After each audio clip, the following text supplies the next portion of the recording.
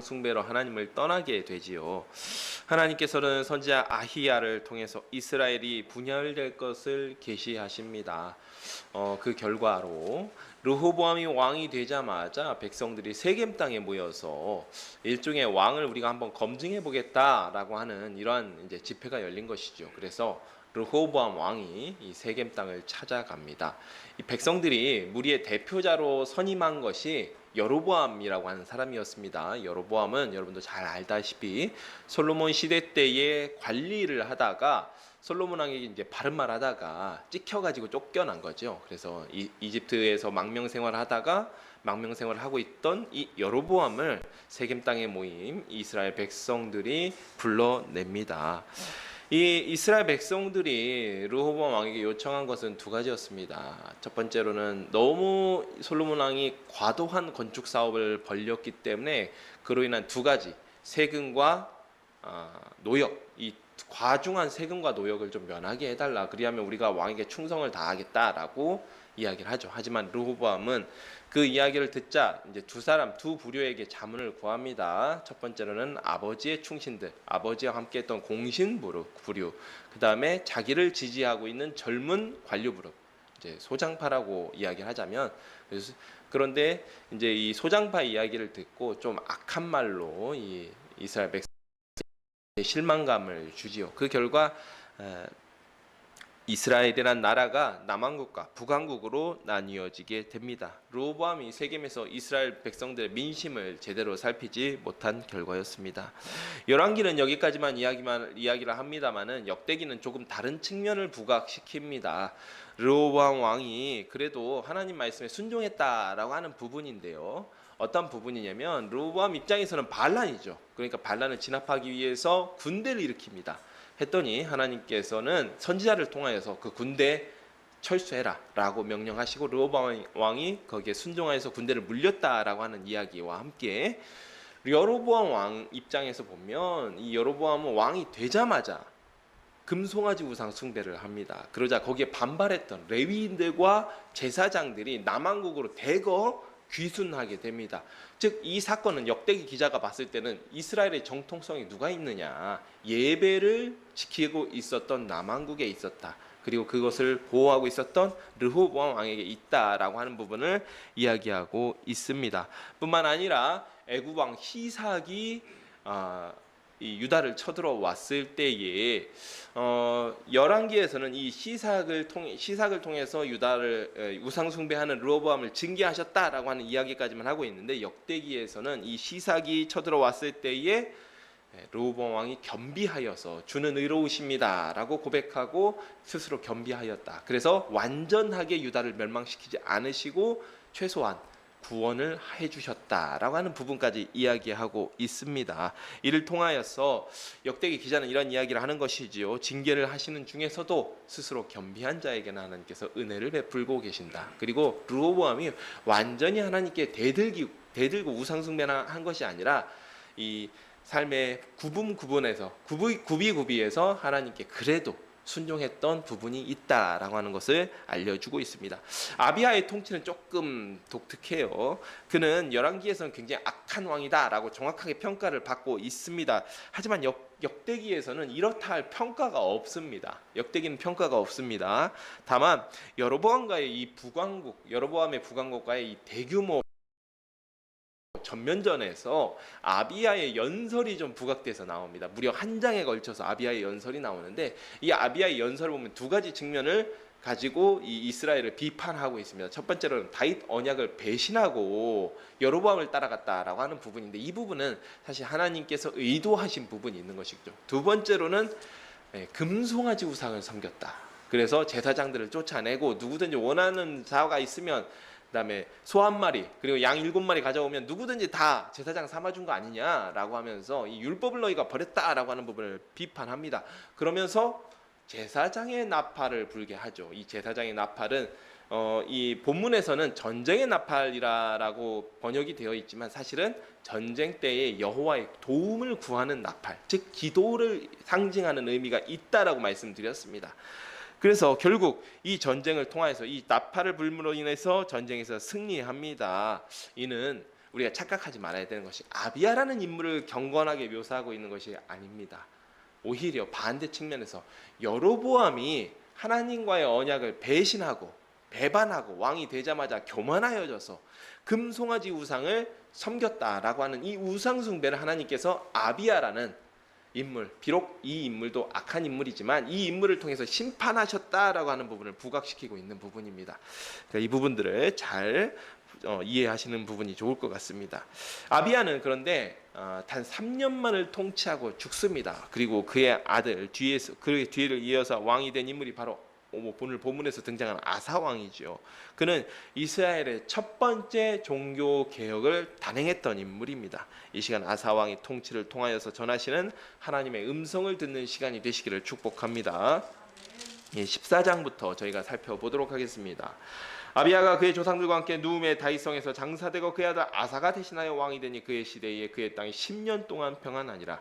아사가 그의 하나님 보시기에 선과 정의를 행하여 이방 제단과 신산당을 없애고 주상을 깨뜨리며 아세라상을 찢고 유다 사람에게 명하여 그 조상들의 하나님 여호와를 찾게 하며 그 율법과 명령을 행하게 하고 또 유다 모든 성읍에서 산당과 태양상을 없애매 나라가 그 앞에서 평안함을 누리니라.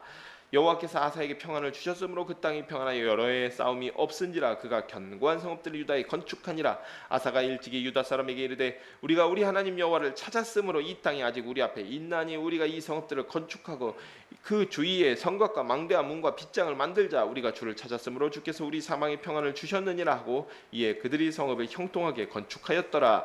아사의 군대는 유다 중에서 큰 방패와 창을 잡는 자가 30만 명이요 베냐민 중에서 작은 방패를 잡으며 활을 당기는 자가 28만 명이라. 그들은 다 큰 용사였더라.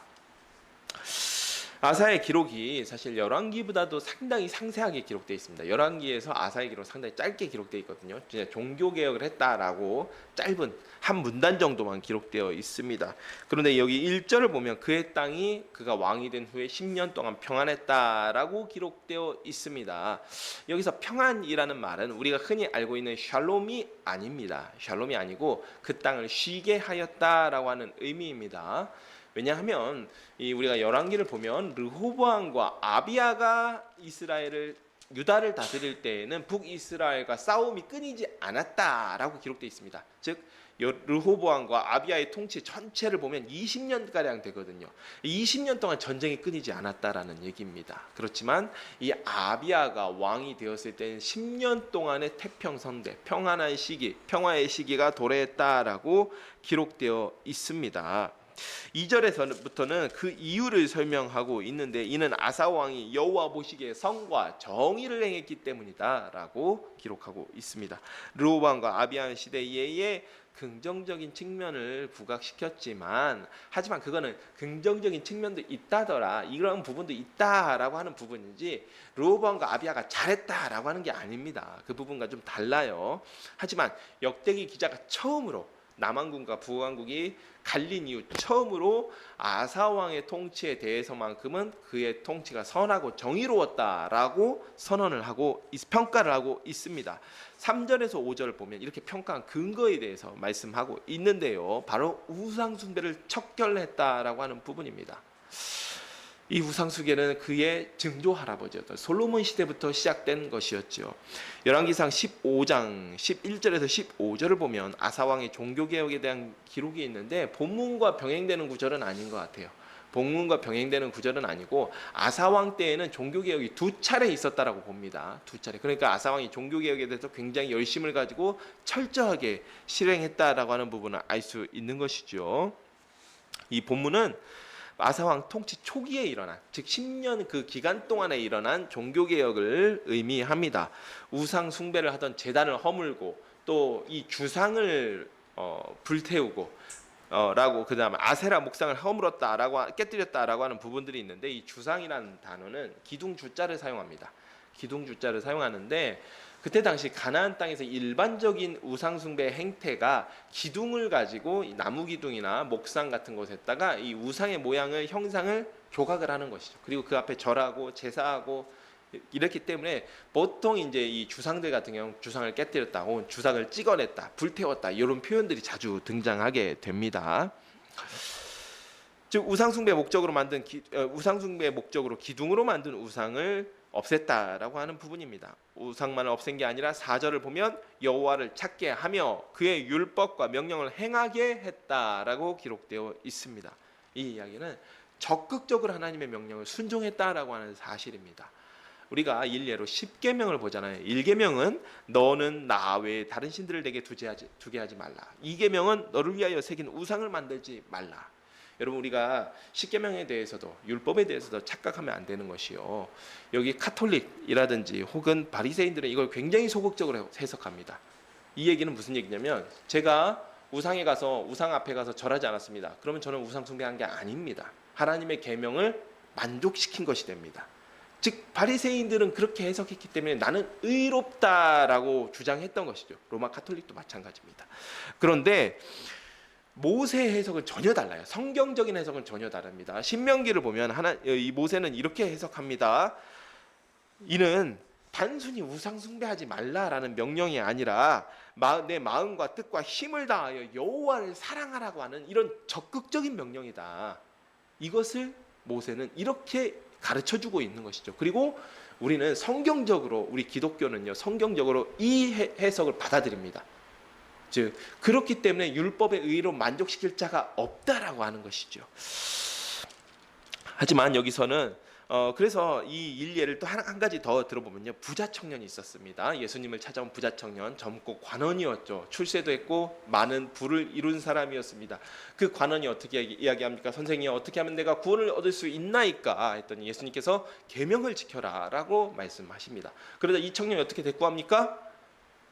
저는 어려서부터 계명을 잘 지켰습니다. 그랬더니 예수님께서 그렇다면 너 재물을 팔아서 가난한 자들에게 나눠주고 너는 나를 따라오너라. 예수님께서는 적극적인 율법의 순종을 명령하셨습니다. 부자 청년이 대답한 것은요, 저는 소극적으로 십계명에 명령한, 또 율법이 명령한 모든 계명을 다 지켰습니다 라고 대답한 것이고요. 그랬을 때 이 부자 청년의 반응이 어땠습니까? 근심하였습니다. 근심하며 돌아갔습니다. 이 부자 청년과 아사왕을 대비시켜 보십시오. 아사왕은 단순히 우상 숭배를 철폐했기 때문에 거기서 만족하지 않았습니다. 그리고 율법과 하나님의 명령과 교훈, 이 토라를 정확하게 이 백성들이 지킬 수 있도록 권면하고 교육하고 했다라는 기록이 본문의 기록입니다. 즉 아사왕은 하나님의 율법을 굉장히 적극적으로 순종했다라고 하는 인물이죠. 그렇기 때문에 이렇게 하나님의 율법을 적극적으로 순종했던 왕이었기 때문에 그의 통치 초기 10년 동안 유다가 평화를 누렸다, 태평선대를 누렸다라고 하고 있습니다. 이 6절에서 8절은 아사가 태평성대의 기간 동안에 혹은 태만하거나 게으르지 아니하고 군사적인 부분을 상당히 확충합니다. 아사는 자기 할아버지와 자기 아버지 시대에 전쟁이 끊이지 않은 모습을 20년 동안이나 바라보았던 사람입니다. 그렇기 때문에 그가 평화를 누리고 있을 그 시대에도 방심하지 않고 많은 도시들을 요새화시킵니다. 그리고 군사력을 확충합니다.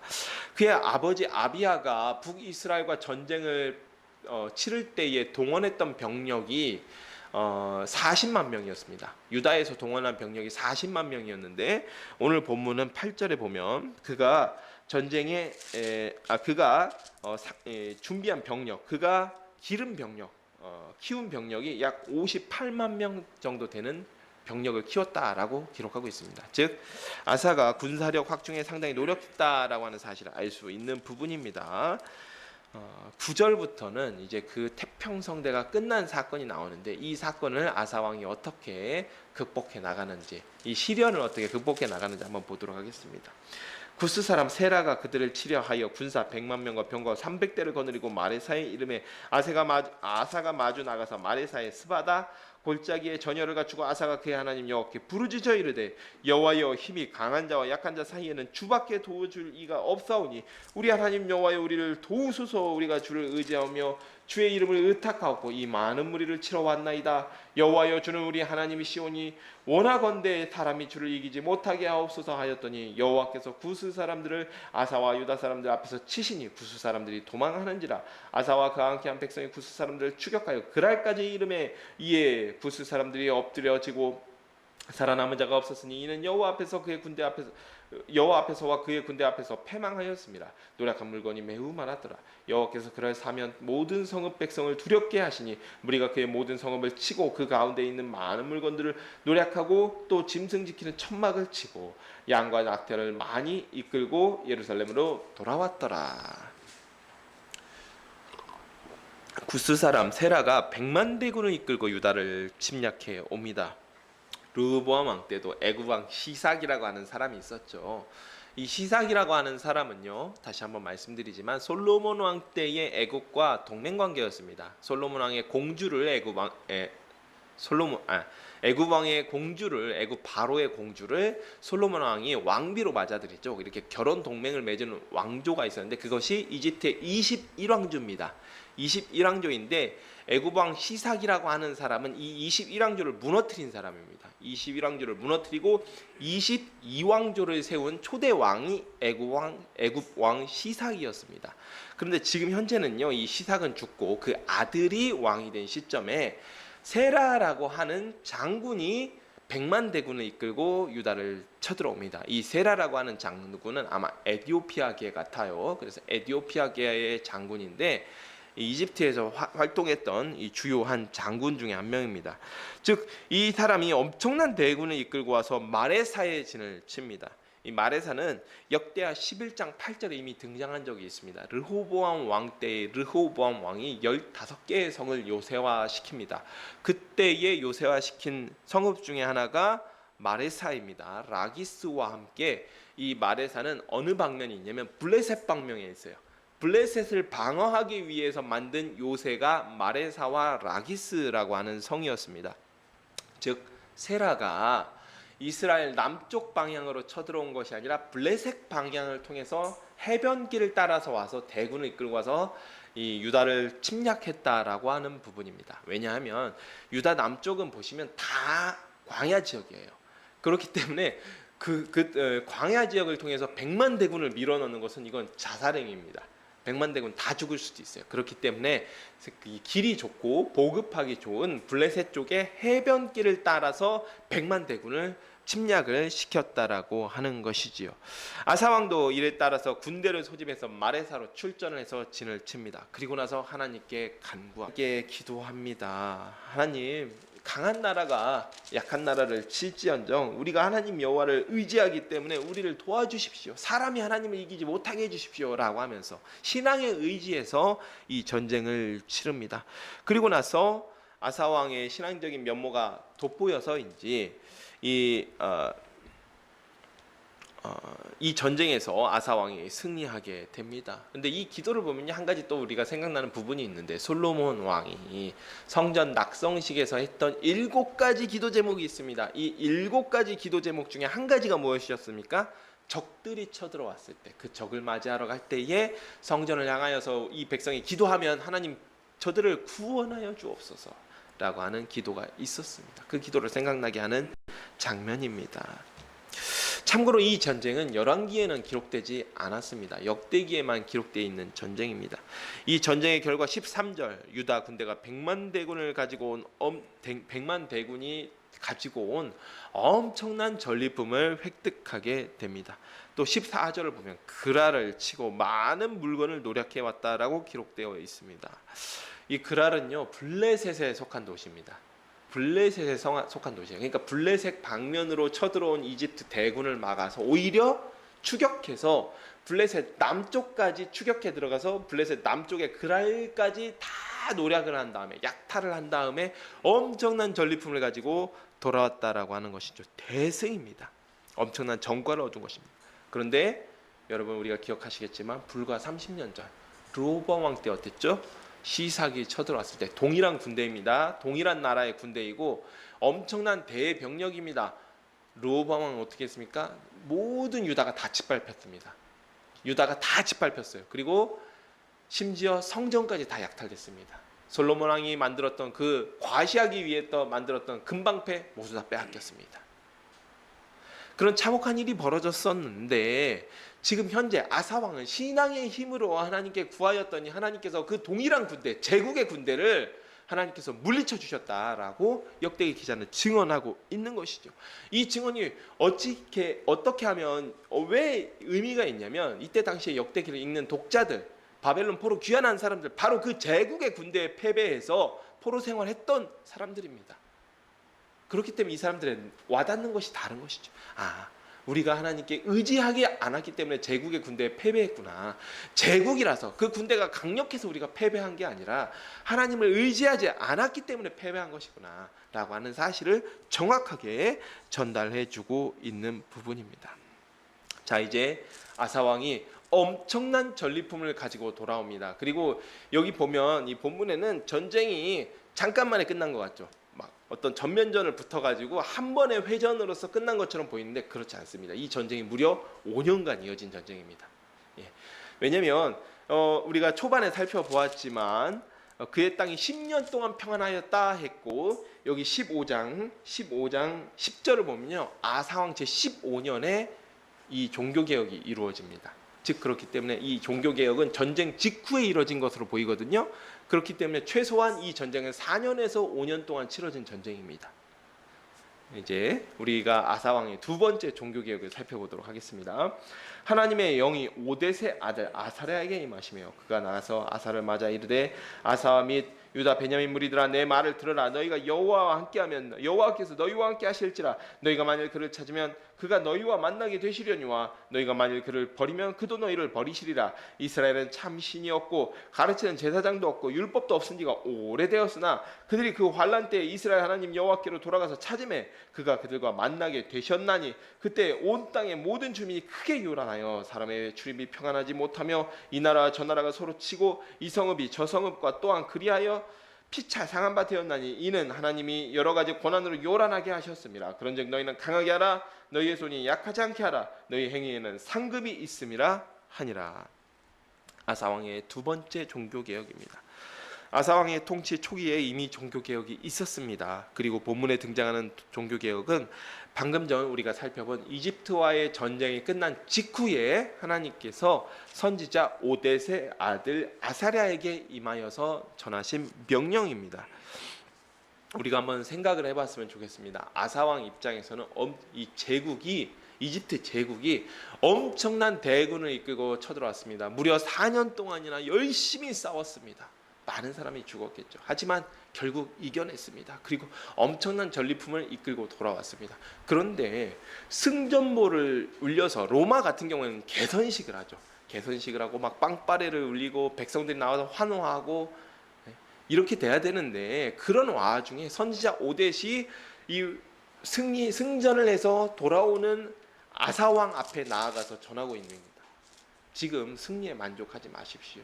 하나님께서 지금 당신들이 이 전쟁 가운데 하나님께 구했기 때문에 잠시간의 승리를 준 것이지 이 승리에 만족하지 마십시오. 그리고 종교개혁을 단행하십시오. 우상을 철폐하십시오. 하나님의 율법으로 돌아오십시오 라고 말씀을 전해준 것입니다. 하나님께서 왜 이 순간에 하필이면 이 순간에 선지자를 통해서 말씀을 전하셨을까요? 우리가 두 가지 측면에서 생각해 볼 수 있습니다. 첫 번째로는 사람이 너무 큰 성공을 거두면 어떻게 됩니까? 교만해지죠. 이스라엘의 모든 군대 다 합쳐봤자 58만입니다. 그런데 100만 대군을 싸워서 승리했습니다. 그런데 이대로 놔둬버리면 자칫 잘못하면 교만해지는 겁니다. 우리가 할 수 있구나. 우리가 이렇게 강력한 나라였구나. 교만해질 수 있습니다. 그렇기 때문에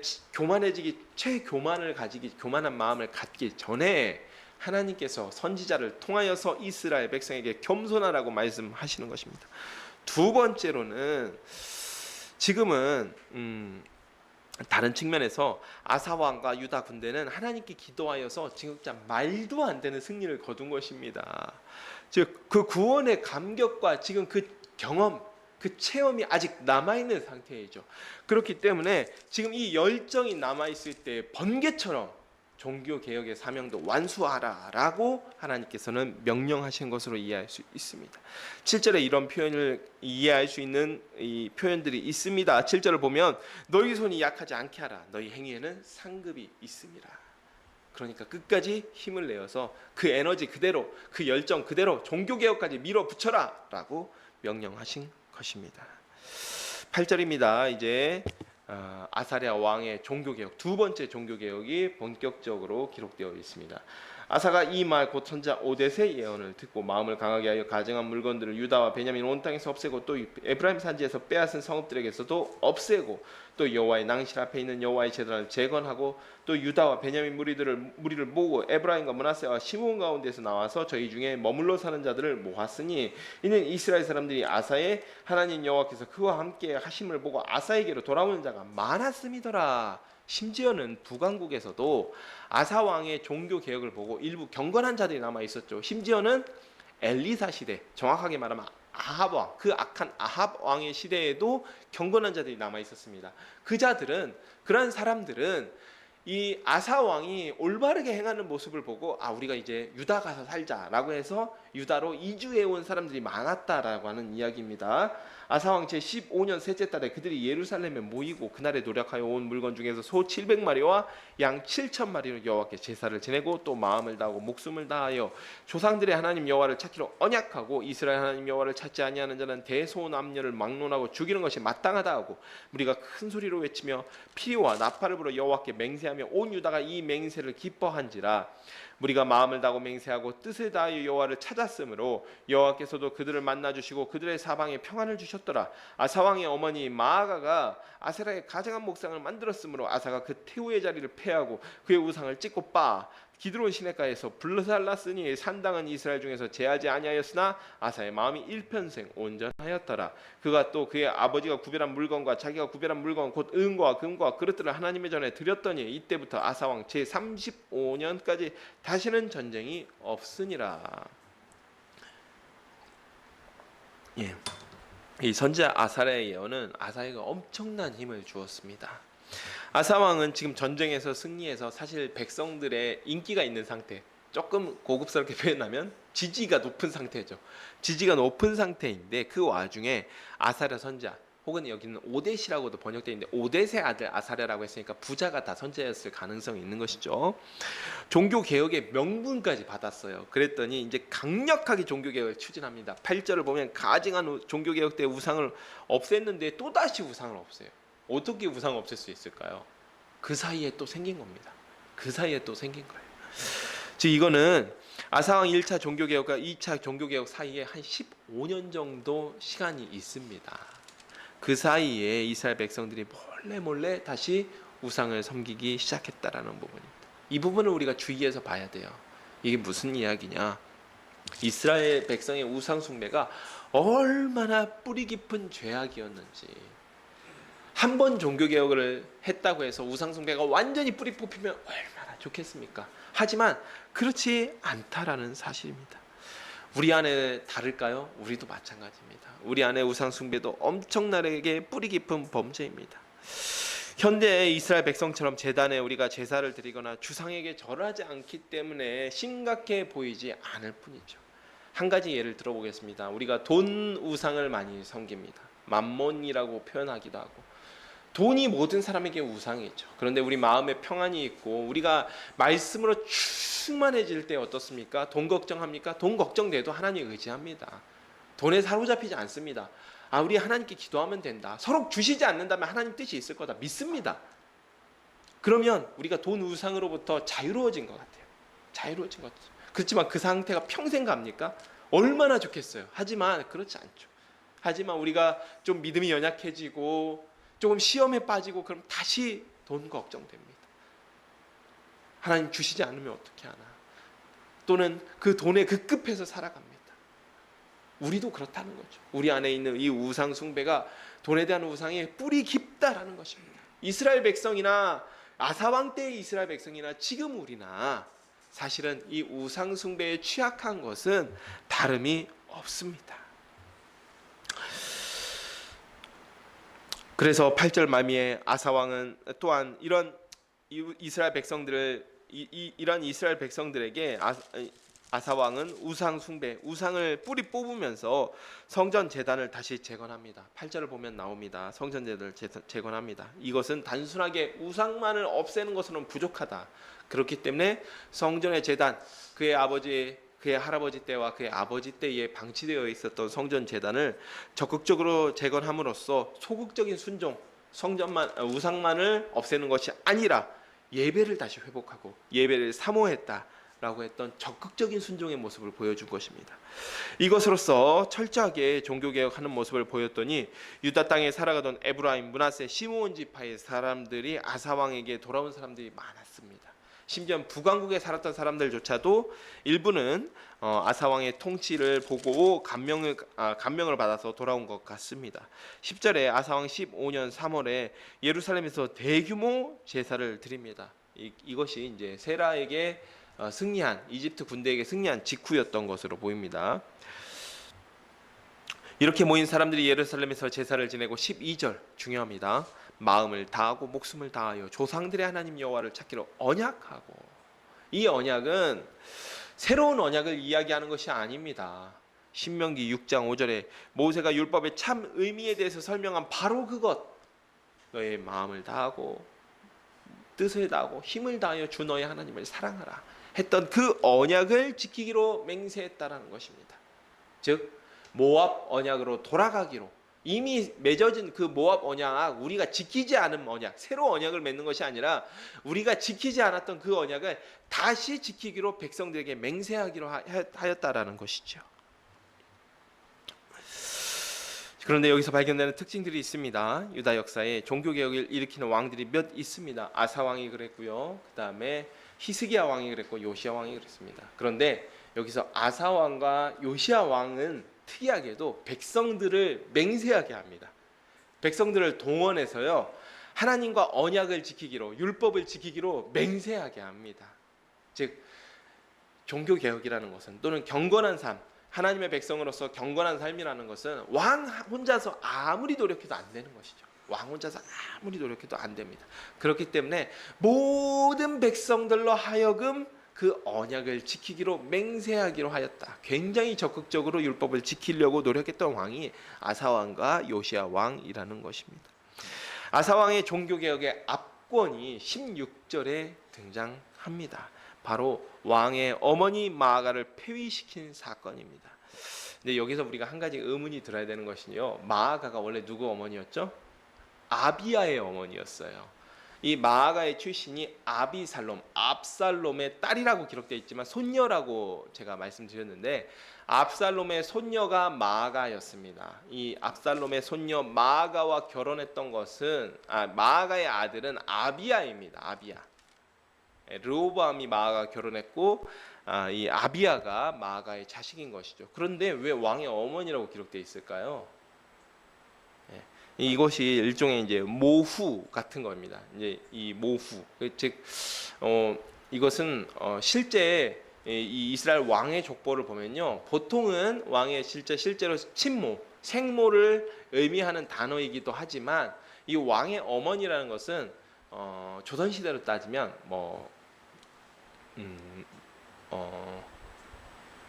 대왕 대비 이런 의미입니다. 대왕 대비. 그래서 왕의 어머니로서의 자리, 왕의 모후로서의 자리가 있었다라는 것이죠. 즉 그 얘기는 아사왕 같은 경우에는 아마도, 이건 추정이지만, 어머니가 좀 일찍 돌아가신 것 같아요. 일찍 돌아가셔서 왕의 모후로 계시는 아사왕의 친모는 없었던 것 같고요. 왕의 모후가 이제 마아가라고 하는 왕의 할머니죠. 친할머니가 모후 자리에 계셨던 것 같습니다. 그런데 이 왕실내의 직위를 가지고 있었던 왕의 모후, 자신의 할머니가 우상 숭배한 게 드러나자 할머니를 폐위시켜 버립니다. 이게 쉬운 결정이었을까요? 아니죠. 우리가 연산군 시대를 보더라도 쉬운 결정이 아니에요. 왕에게 굉장히 정치적으로 부담이 되는 일입니다. 즉 왕이 눈 감고 지나갈 수도 있었지만, 그렇지 않고 자신의 할머니라고 할지라도 절대로 용서하지 않고, 우상 숭배만큼은 용서하지 않고 폐위시켜버리고 그 우상을 찍어버립니다. 그 왕이 얼마나 그 율법을 철저하게 지키려고 했고 하나님의 말씀에 순종하려고 했는지, 그 적극성, 그의 순종의 적극성이 아주 잘 드러나는 부분입니다. 그리고 17절에 보면 다만 산당만큼은 제거하지 않았다라고 하는데, 여기서 이거 우상숭배 아니냐 생각할 수 있는데, 아마 이 산당은요, 우상을 섬기던 산당이 아니라 이 지방 곳곳에서 여호와께 제사드리기 위해 했던 산당으로 보입니다. 원래는 사실 이것도 있으면 안 돼요. 이것도 있으면 안 되고, 나중에 이제 요시야 왕 때라든지 히스기야 왕 때 보면 이 산당 제사마다도 폐합니다. 이 산당 제사에 해악이 많았기 때문에 폐하지만, 이때는 지금 예루살렘 성전이 생긴 지 얼마 되지 않은 시점이었고, 그렇기 때문에 지방 곳곳에 이 산당 예배가 좀 남아 있었던 것 같습니다. 그래서 아사 왕이 산당 제사는 폐하지 않았다라고 하는 것이죠.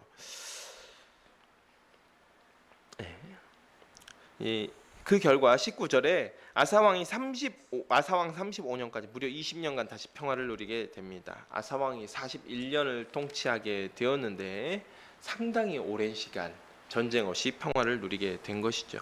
역대기 기자는 당시의 태평성대가 하나님의 말씀에 적극적으로 순종한 결과라는 사실을 강조하고 있습니다. 이 시간은 여기까지만 살펴보도록 하겠습니다. 아사왕은 할아버지나 아버지보다 훨씬 경건한 왕이었습니다. 유다의 3대 왕이었던 그는 진실로 하나님의 말씀에 순종하고자 노력했습니다. 단순히 우상만을 패한 것이 아니라, 또는 우상 숭배를 하지 않은 것이 아니라 하나님을 예배했습니다. 유다 전역에 퍼져 있던 유당들을 철저하게 폐하였고 율법을 교육하고자 노력했습니다. 종교개혁을 2차례나 일으켰고, 그로 인해 유다는 평화를 누렸습니다. 평화의 기간 중에도 게으르지 않고 국방력을 길렀습니다. 그 결과 이집트에 대군이 침략해 왔을 때 하나님께 기도함으로써, 하나님을 의지함으로써 이겨낼 수 있었습니다. 할아버지 르호보암의 기록과 굉장히 차이가 있죠. 르호보암의 기록은 어떠했냐면 5년 만에, 그가 왕이 된 지 5년 만에 율법을 버렸다라고 기록하고 있습니다. 그의 마음이 교만해져서 율법을 버렸다라고 기록되어 있습니다. 그래서 시삭에게 조공을 바치는 처지로 전락해 버렸지만, 아사는 그로부터 30년이 지난 시점에서 강력한 이집트의 군대를 하나님께 기도함으로써, 하나님을 의지함으로써 물리친 것입니다. 또한 그는 이집트와 전쟁에서 승전하면서 돌아오면서 승리에 도취되지 않았습니다. 그러지 않고 오히려 선지자 아사랴가 전한 하나님의 말씀에 순종하여 두 번째 종교개혁을 일으킵니다. 종교개혁의 말미에는 이스라엘 백성들로 하여금 스스로 맹세하게 함으로써 유다 전체가 하나님과 맺은 모압 언약에 다시 돌아가도록 그렇게 독려하고 있습니다. 심지어는 모후 자리에 있었던 할머니조차도 아세라 목상을 만든 사실이 드러났을 때 가차없이 폐위시켜서 율법을 지키려고 이 하나님의 말씀에 순종하고자 노력했습니다. 사랑하는 여러분, 오늘 우리가 함께 살펴본 아사 왕의 모습이 하나님께서 원하시는 말씀에 순종하는 모습입니다. 하나님은 우리가 그저 말씀에 소극적으로 순종하기를 바라시지 않습니다. 하나님의 적극적인 순종을 원하시는 것이죠. 이를테면 제가 아까 부자 청년의 이야기를 잠깐 이야기했습니다마는, 내 이웃의 것을 탐내지 말라라고 이야기했을 때는 사실은 우리가 그 부분도 살펴보합니다.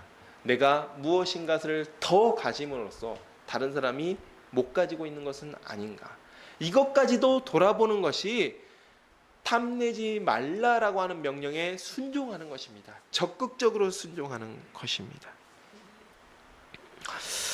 하나님께서 우리에게 원하시는 모습은 말씀을 주신 참 의미를 기억하며 적극적으로 이와 같이 아사왕처럼 순종하는 모습입니다. 오늘 살펴본 아사왕처럼 다윗도 적극적으로 하나님을 위해서 할 수 있는 일들을 찾다가 결국 성전을 건축하기로 한 것 아니겠습니까? 물론 그의 손에서 성전 건축이 이루어지지는 않았지만 그의 적극적인 순종의 결과 하나님께서 다윗과 다윗 언약을 맺으십니다. 사랑하는 샤론의 가족 여러분, 이처럼 우리도 하나님의 말씀에 적극적으로 순종하는 여러분이 되시기를 축복합니다. 하나님께 벌받기 싫어서, 하나님께 저주받기 싫어서 어쩔 수 없이 지키는 것은 율법주의입니다. 그리고 하나님의 말씀을 소극적으로 지켜서 체면치레하는 것은 바리새인처럼 외식하는 것입니다. 하지만 아사왕처럼 하나님의 말씀을 적극적으로 지키는 모습, 하나님을 사랑하며 그의 자녀됨의 축복을 누리는 것입니다. 적극적인 순종은 하나님의 자녀됨의 특권입니다. 우리가 자녀이기 때문에 할 수 있는 것입니다. 우리의 영혼이 하나님의 말씀으로 소생하기 때문에 기쁨으로 말씀을 누리는 삶입니다. 우리 모든 샤론의 가족들이 이와 같이 하나님의 말씀에 적극적으로 순종함으로 말씀의 기쁨을 누리시는, 순종의 기쁨을 누리시는 삶을 사는 여러분이 되기를 축복하면서 제가 기도하고 말씀을 맺도록 하겠습니다. 기도하겠습니다. 하나님 아버지, 참으로 감사드립니다. 오늘 아사 왕의 통치를 통하여서 그가 얼마나 하나님께서 명령하신 그 말씀에 적극적으로 순종하고자 노력했는지를 살펴보았습니다.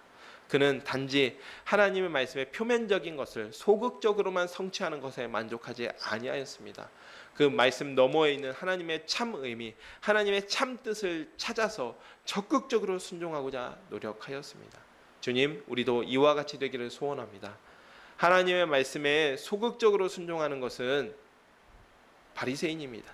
하나님의 말씀에 저주받을까 하나님 말씀에 따르는 척만 하는 것은 율법주의입니다. 그러나 우리가 하나님의 말씀을 적극적으로 누리며 그 순종함의 기쁨을 누리는 것은 우리가 자녀 되었기 때문에 하나님의 말씀을 누리는 것입니다. 우리가 자녀됨의 축복을 충분히 누리고 놀랍도록 누리는 우리 샤론의 가족들이 되게 하여 주시옵소서. 예수님의 이름으로 기도하였습니다. 아멘. 이 시간 찬송 338장 부르시면서 준비하신 예물 하나님께 올려드리도록 하겠습니다.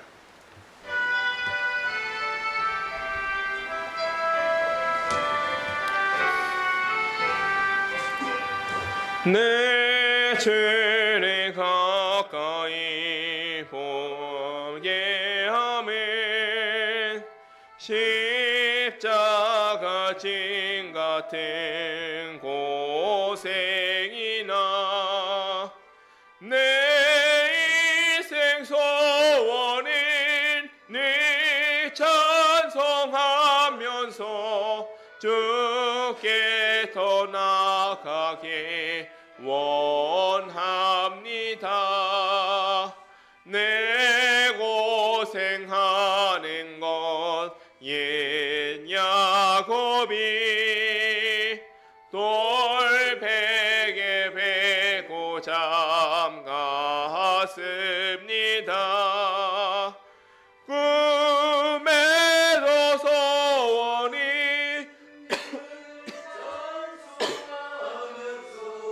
주께 더 나아가기 원합니다. 천성에 가는 길 험하여도 생명길 되나니 은혜로다. 천사 날 부르니 늘 찬송하면서 주께 더 나아가기 원합니다. 야곱이 잠깨어 일어난 후 돌난을 쌓은 거 본받아서 숨질 때 되도록 늘 찬송하면서 주께 더 나아가기 원합니다.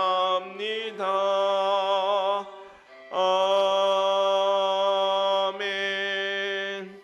드려진 헌금을 위해서 제가 기도하도록 하겠습니다.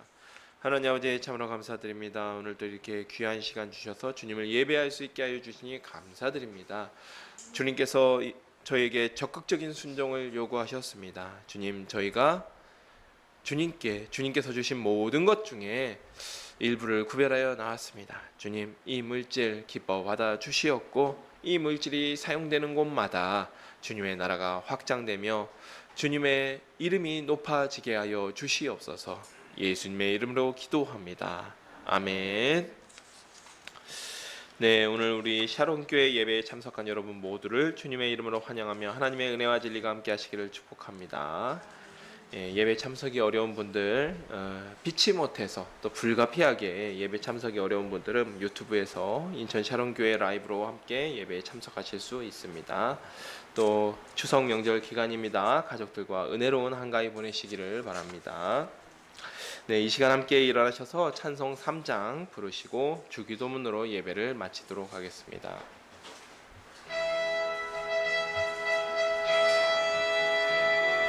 성부 성자와 성령 찬송과 영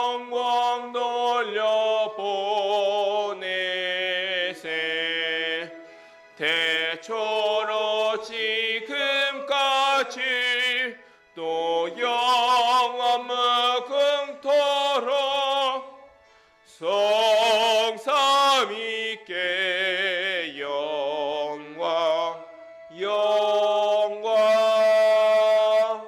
아멘.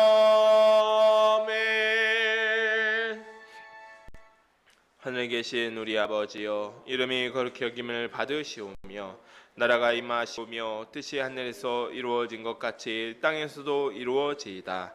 오늘 우리에게 일용할 양식을 주시옵고 우리가 우리에게 죄 지은 자를 사하여 준 것 같이 우리의 죄를 사하여 주시옵고 우리를 시험에 들게 하지 마시옵고 다만 악에서 구하시옵소서. 나라와 권세와 영광이 아버지께 영원히 있사옵나이다. 아멘.